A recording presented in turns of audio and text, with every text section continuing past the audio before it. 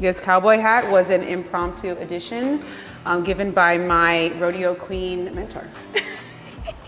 And thank you everyone, and please pick me as the winner. The votes are in, you won.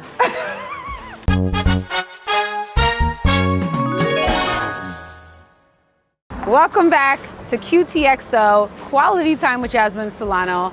I'm so excited about this episode for like 105 different reasons, which I will go through and itemize all of them.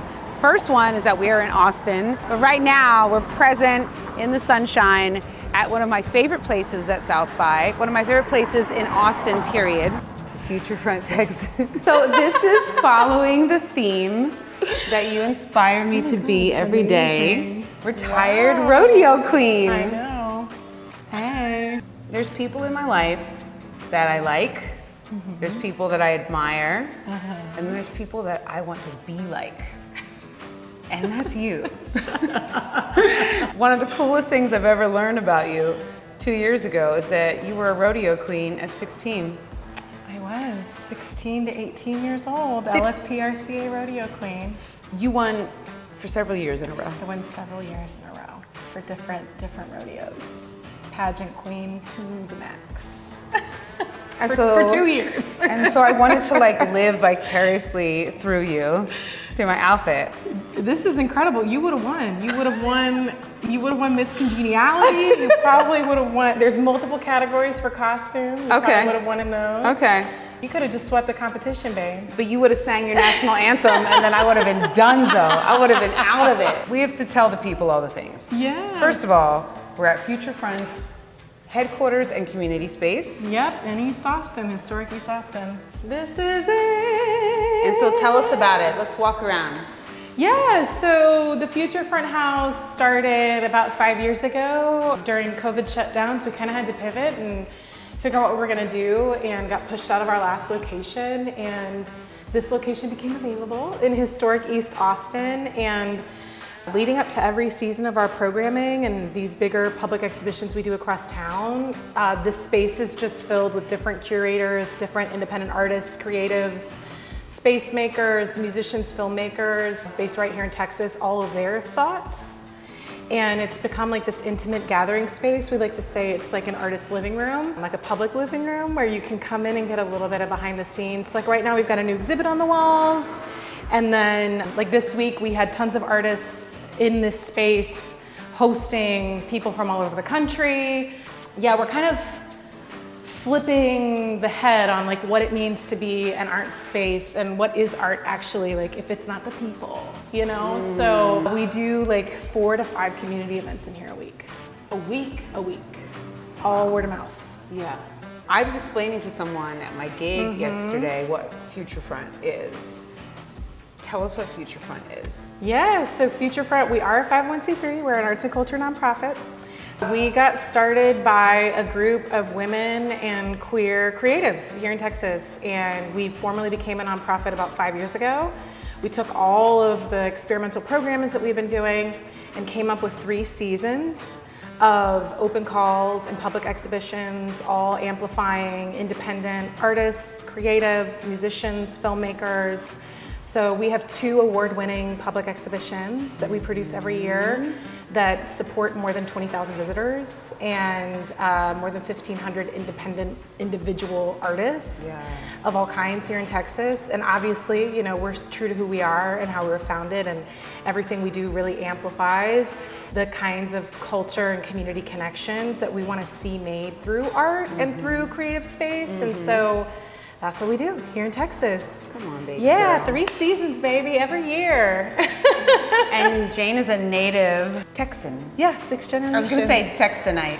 That's not right. Austinite. You just combine Texan and Austinite. But yeah, 6 generations. My great grandfather, I don't know how many greats I just put in there, moved here from Germany to Corsicana, Texas in the late 1800s. And, you know, Texas also was not yet Texas. Kind of in the 1800s, we were still in this like amalgamation of Mexico and the US. And so just a huge part of me and The history. yeah, the history. And you've paid it forward, I think, tenfold.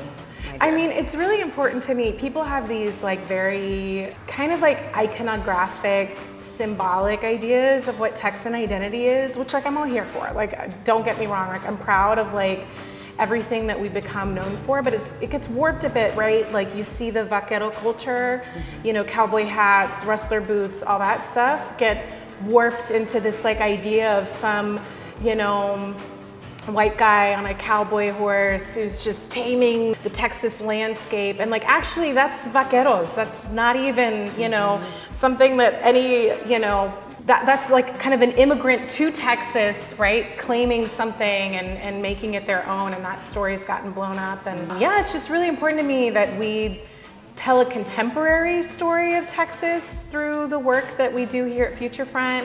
Also through my work as like a sound artist and just a, you know, a musician that's got a like deep sense of the community practice in my work. Like I want to tell a story about what it means to live here now, and I don't want to forget history in the process. I don't want to be ahistorical either, and that is quite the challenge. Yeah, and to give context. Yeah.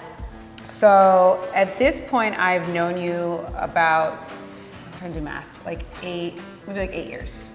Yeah. Which is kind of crazy. The time like really flies by. And Jane. It really flies by. Flies by. Jane got on my radar when Unity in Color was really born. And Jane wound up producing, along with her partners at the time, the Austin edition of Unity in Color. I respect you in all the ways, but I also want to be like you. You know what I'm saying? I want to be on the You're doing a great ball. job. Thanks. Did you like my outfit Like, this week? I feel absolutely honored by, I will say too, like some of the things with rodeo culture. Sure. And like the way that we do pageantry, beading is a really big part of the process. So like beading, when you compete, they ask you to speak to every element of your outfit, from like the fringe to the collar to the material, and you have to have a story of like what it means to you, why you're wearing this outfit. Okay.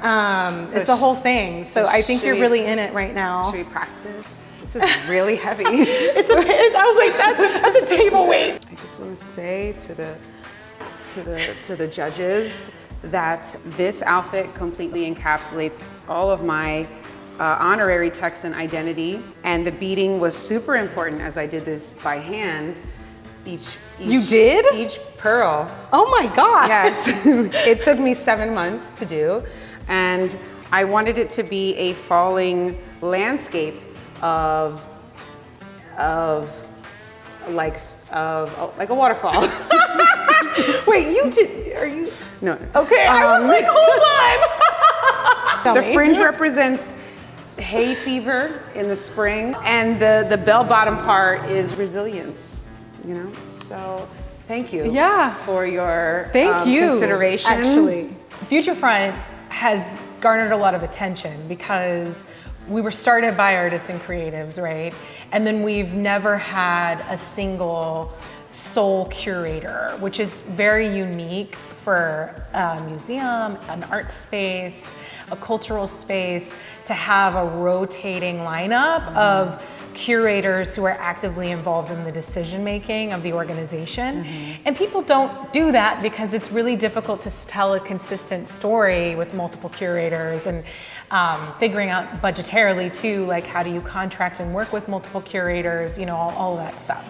But yeah, Futurefront has figured out ways to make that possible over the last 5 years. You know, first 5 years were just like we experimented with everything, but the last 5 years we've really taken a lot of intention in figuring out frameworks and ways to make it happen. So I'll just give you kind of an example of like the vision, the ripple effect. You know, you walk into a museum as a public visitor, you probably don't have ever any input on what's going to be on the wall. You walk into Futurefront as a public visitor, within the next year, you could have your artwork on the wall, or you could be exhibiting in one of our events. And our open calls are meant for public input. We do design sprints with community leaders where we look at the impact of our programs, we look at how much we fundraised and all of our resources, we say, what could we use this for instead? Is there a higher, better use? Like, we're always asking that question. And so, yeah, my vision, honestly, for what we do here, I want us to have incredible, immaculate, beautiful, well-produced, quality programming that reflects the artistic and cultural merit of Texas, and that really does right by all of the different cultural workers in our programs. Like, that is always the big picture. Like, I'm a curator, I'm an artist. That's like, I want every space I make to go to its full potential. But as far as what people can learn from us, it's really like, where do you actually invest in community when you're programming public space? Where are you investing in and making sure there's line items for artistic and cultural input from community members, from artists, from creatives? And we provide case studies now to cities, to local, government like councils and commissions on what that looks like in a public setting. But we've also had businesses, corporations come through and be like, okay, we want to launch this festival. We want to make sure there's an open call process. We want to make sure that we are, paying artists well. How could we design that? And so, yeah, we just really, have this open source kind of education thing that we're doing here, where we're showing people it's totally possible. Community's messy. And yeah, it's hard to have a million people in the room. You don't want to design by committee, but there are absolutely frameworks where really beautiful things can happen. And we can be here together right here, right now, and make stuff and meet each other and do that in a way that's safe and rad. So yeah, just trying to inspire that, because in Texas too, and I think this is true for a lot of places across the country, we're in a moment right now where we're having to do the most with the least. Like, we don't have a ton of arts and culture funding in Texas.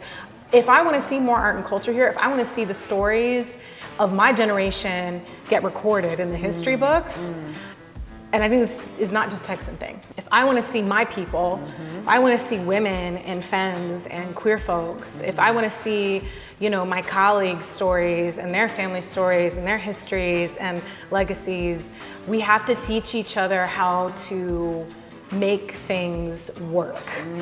Even in, this somewhat difficult, or not even somewhat, difficult cultural landscape and environment, our stories are worth telling, and they're also worth witnessing right here, right now, like actually being together and talking about it. And so some of what we do, people have been using it to combat loneliness. Like, how do we take our current programs and make sure people are connecting within them? Or, how do we take losing $250,000 in funding and still meet the same impact metrics that we had before, right? Or even just the most basic, or this is not basic, but just like I think on the most like micro level, like, I'm an independent artist who wants to throw my own show. How can I do that with my friends and keep our relationships centered and, make sure we all get paid? Like, these are all things we have to figure out, right? To like make culture happen.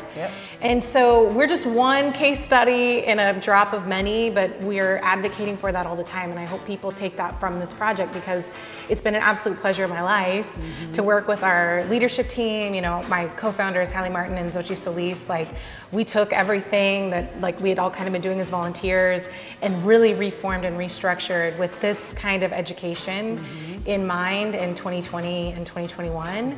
And I know for all of us, we're like, well, like, no matter what happens next, like, we did it. We like got the frameworks down. We're figuring out how to teach it, how to share it.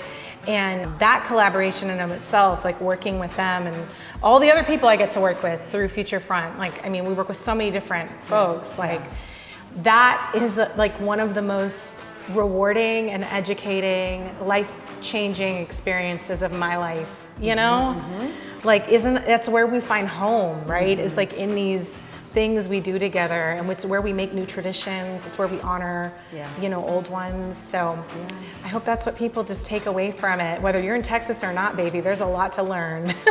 And this might be a loaded question. Okay. And there's no singular one reason. But why do you think you are how you are? Because you're a force. Well, I say this to a lot of artists and creatives and, people I peer mentor and things too. So I'm gonna say the same thing I say to them and explain it. But I really do think we absolutely echo our lineage to some respect. And I think also if we pay enough attention to our environments, like where we actually live, where we actually grew up, or where we find family, or whatever, right? Like I don't even mean lineage in terms of like DNA. That can mean a lot of things. I do think that like we're connected to that and building bodies of work before we're ever born. Like there's a body of work that precedes us. And so a lot of the choices that I make today as an artist and as, you know, director, and, you know, in some of these executive roles I find myself in on the public art sphere, on like brand development, community development, I have to I have to kind of like figure out how to code switch and do all that to do this project. I really have to consider myself within the ecosystem that I'm in. And so I think who I am now could change if I was in a different ecosystem, but I'm in this one. And in this one, in this space right here, right now, I'm a 6th generation Texan from the border. I come from a long line of people who never moved away from home. I didn't grow up with arts and culture in the way that most people imagine it or externalize it. It was expressed, it was homegrown, it was a delight, it was the way the trees blended with the sun. That was a painting for me growing up. I saw my first mural ever when I was 19. Like that was how I grew up. So I know what it's like to not have access to my own story, to my family's stories, to my community stories. I know what it's like for those to be passed down orally and in like the land and in the environment more than anything else. And I also know what it's like to have to like, you know, grow up in a small town. Like you can't, you know, throw festivals when you're trying to figure out water. You know, like that's just the reality of it. So I think bringing all of that to Austin, I can't divorce all of that experience as a kid. And I can't divorce also just innately singing to every single thing I heard, or, you know, being obsessed with any artist I came across, whether I, you know, resonated with their work or not. So I just have to ground that. I'm a craftsman. Like I'm a craftsman. I come from a long line of tradespeople, you know, like I take my craft very seriously. I don't always take myself seriously, but I have learned every single thing there is to learn about program production, about event production. I am in the uncomfortable development meetings trying to figure out budgets and cash flow strategies. Like, I have this voracious appetite to learn, not because I'm like trying to do it all or be ambitious, but because I'm a freaking craftsman, you know? Like, I come from people who build buildings. Like, that's, I think I take that seriously for that reason. And I think art and culture, like if you're principled and skilled and disciplined and eager to learn and don't walk into a room thinking you know everything there is to know, that is honestly what's made me who I am in every single respect. In every role I play right now, like I'm trying to reflect back the truth of where I came from. I'm not trying to be ahistorical. You know, I'm trying to also keep my morals and my values intact and just be a craftsman about it. Like, I deeply, deeply care about what's on the walls, but also what's in the work, you know? Like, what is in the work of this? It's true. Like, my mom's a naturalist. My mom also did public programming. My, you know, great-great-great-great-grandfather I told you about, like, he helped start, he was like one of the first mayors in Corsicana. Like, it's who, you know, it's like part of your lineage a bit. And sometimes though, you gotta push your lineage a little further. And I think that's like, some of us get tasked to do that within our generations and like take our families different spaces and leave the border, you know, go from like my great-great-great-grandfather, go from Germany to Texas. Like that's like, that's just how it goes. Yes. I think you have risen to the occasion and then some, my dear. I failed a lot along the way and tried to learn from it. And if you want to do Texas right, and if you want to do Texas the right way and do right by Texas, I say follow Future Front, and be a part of whatever Jane has cooking, because her hands are in all these different pots. And she's at the center of community, impact, future, quality, style, grace, Ooh, rodeo. give it to me. Yeah. And thank you for being on Quality Time with Jasmine Solano. Love you. Love you too.